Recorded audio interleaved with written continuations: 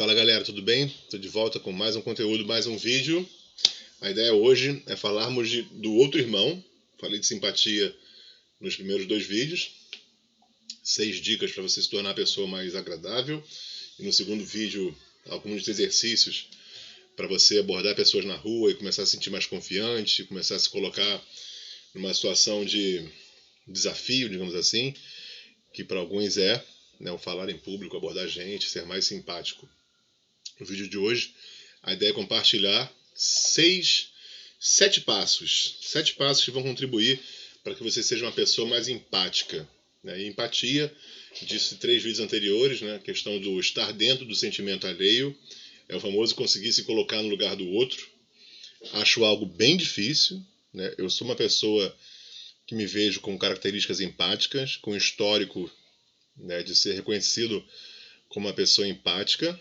E vou te falar, é difícil pra caramba ser empático, porque exige muito mais da questão do se colocar no lugar do outro, né? E a ideia do vídeo aqui são 7 sugestões, 7 passos que vão contribuir para que você consiga ser mais empático. É interessante que alguns praticam empatia sem uma questão conceitual, que não é imprescindível. Outros percebem alguns aspectos teóricos em relação à empatia, algumas questões mais conceituais e que se identificam, aplicam e procuram evoluir. Mas a empatia é algo inato. Todos nós nascemos com potencial empático. Todos nós nascemos com potencial de sermos empáticos no dia a dia. Ser empático tem a ver com a nossa sobrevivência, com o nosso autoconhecimento e também com o conhecimento do outro através das relações.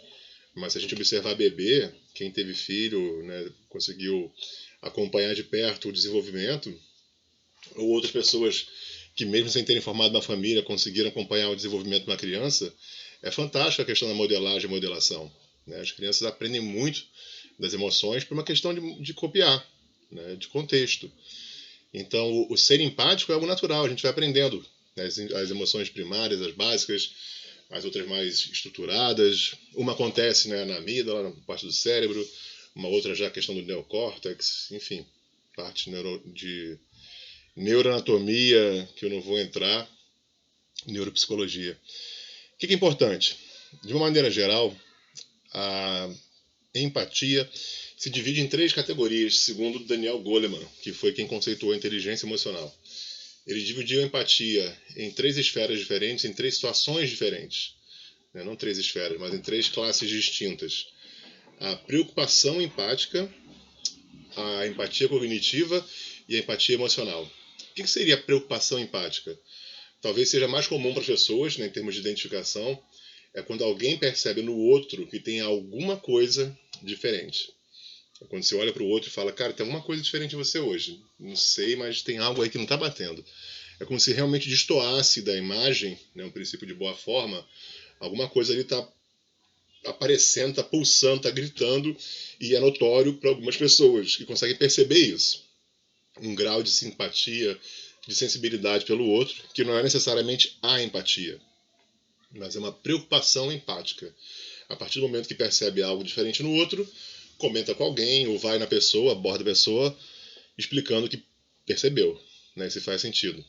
Um segundo momento, uma segunda categoria, seria da empatia cognitiva, que é quando você consegue perceber a maneira que o outro pensa. Eu consigo entender, né, o esquema mental do outro, o mapa mental do outro, a forma que o outro elabora o seu raciocínio, que ele capta informações, mas é uma identificação mais cognitiva, né, mais racional, mais técnica, por que não assim dizer. Mas não necessariamente fria por isso. Pessoas que conseguem ter uma boa empatia cognitiva conseguem se comunicar melhor com o outro, né, com palavras mais assertivas, com palavras mais afetivas e efetivas, que vão contribuir para que a mensagem seja entendida, que a mensagem seja absorvida.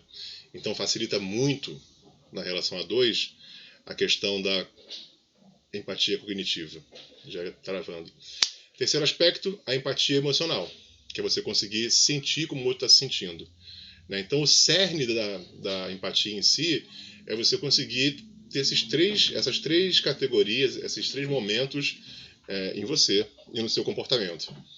né? Que você consiga ser solidário ao outro, que você consiga compreender a maneira que o outro pensa e também se conectar com os sentimentos alheios. Beleza? Agora sim, vamos falar aqui dos 7 passos para você se tornar a pessoa mais empática. Primeiro deles, faça perguntas abertas. Se você for se relacionar com alguém, se você for conversar com alguém, né, e quiser começar a treinar a empatia, o seu comportamento de empatia, na hora de abordar alguém se abrindo com você, procure evitar perguntas fechadas, que podem ser respondidas com sim ou não. Então, a dica, faz pergunta utilizando-se do como. Como está sendo isso para você? Ah, estou me sentindo muito mal. Como é que está sendo isso? Fala mais desse mal. Como é que é esse mal? Vivencia isso. Procura dar suporte para o outro, tá? Se você percebe que você não consegue, dá o seu limite. Ok? Isso é importante, porque a primeira dica, e não é uma ordem de acontecimentos, cronologia, seria essa, de você fazer pergunta aberta. Uma outra dica, coloca limite. Certa vez eu estava num momento mal, dificuldades pessoais na vida, enfim, questões profissionais e tal, bem mal, assim, fase pesada. E aí, escolhas ruins, escolhas erradas. Fui conversar com um amigo meu, e uma hora eu falei, cara, a situação é a seguinte. Ele falou, meu irmão, não quero saber. Não quero que você me conte. Não dou conta desse conteúdo. Tá tudo bem contigo? Tá de boa? Por mim, não faço questão de ouvir nada. E eu achei aquilo bem afetuoso. Ele simplesmente falou, me acolheu, um amigão, um brother de infância, me conhece há milênios. E ele falou, não tô afim de saber. Não tô afim de saber. Não consigo ouvir isso. Não dou conta. Não preciso ouvir isso. Então coloca limite. Beleza? Segundo passo. Outra, permita contribuir. Se o outro é muito acelerado, para ser um pouco mais devagar. E se o outro estiver muito lento, para ser um pouco mais efetivo no sentido de fazer contato, né, com as questões. Mas procura contribuir com o tempo alheio. Nem rápido demais, né, aquela coisa muito acelerada, por vezes muito emocional e pouco mental, e nem muito racional, sem ser emocional. Acho equilíbrio. Então procura contribuir, se a pessoa estiver muito agitada, para que ele consiga ver a situação de uma outra forma. Benjamin, preciso fazer silêncio. Que ele consiga ser mais literalmente calmo, né, ou que ele seja mais analítico em ver mais informações daquele cenário, procurar mais elementos. Por vezes isso distancia um pouquinho o sujeito da situação problema e traz novos olhares, novas possibilidades. Quarta dica, não faça julgamento. É muito comum que nós queiramos julgar o outro, ou até tendo um julgamento meio apressado de cortar o outro. Ah, eu sei como é que você está se sentindo. Eu posso ter passado por uma experiência similar à do outro, mas isso não me afirma, nem me dá o direito de dizer para o outro que eu sei como o outro está se sentindo. Então eu posso afirmar, né, que seria até uma questão de identificação, de respeito. Cara, eu já passei por algo similar, né, por o mesmo ocorrido, e para mim foi de tal forma, da sua versão. Mas jamais vai para o outro dizendo que vai passar, sabe como é que é, as coisas são assim, com umas frases meio tipo, supera, né? Cresce e supera, isso não ajuda em nada a situação. Beleza? Quarta dica. Preste atenção ao seu corpo, verifique na conversa como é que você está ali, procura evitar de estar olhando para o lado, procura evitar de estar se mexendo, procura fazer contato físico, uma sincronia, uma sintonia fisiológica, uma sintonia comportamental. Isso tem a ver com espelhamento, né, que é uma técnica muito utilizada na programação neurolinguística e que acontece naturalmente também em função dos neurônios espelho. Então procura se movimentar de acordo com o movimento do outro. Se a gente pegar uma criancinha, um bebê e colocar na barriga, quem já acompanhou o desenvolvimento de uma criança deve ter feito isso. Em um primeiro momento, de repente, as respirações não estão sincronizadas. Mas permanecendo a criança na barriga, uma hora os dois começam a respirar junto. Então, numa conversa empática, numa escuta empática, é importante que você esteja ali plenamente, de coração, com a mente, com o corpo, demonstrando interesse pelo outro. E, se possível, acompanhando os movimentos do outro, ok? Não precisa ser um boneco do posto, né? Vai ser ridículo isso, mas procura estar em sintonia fisiológica com o outro, em sintonia física com o outro, beleza? Procura compreender que o outro é muito mais do que aquela situação em si, né? Procura verificar a história do outro, ver os acontecimentos anteriores, ver a questão do contexto, mas procura ampliar sua lente. Por vezes, Até seguindo a questão do julgamento, né? É muito comum ser taxativo em relação às coisas. Eu te disse, é assim, eu sabia. Procure entender o cenário geral, procure entender todas as variáveis que podem ter influência num comportamento, no resultado, né? E considerar com o outro esses pontos de vista. Escute o outro. É a última dica. Permita que a história seja revelada.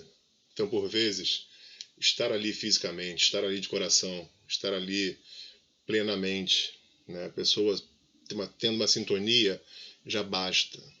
Não precisa dar sermão, não precisa ter compaixão demais, não precisa ter pena do outro. E sim que o outro perceba você estando ali, plenamente com ele, fazendo contato com ele. Beleza? Essas foram as 7 dicas, espero que vocês tenham gostado.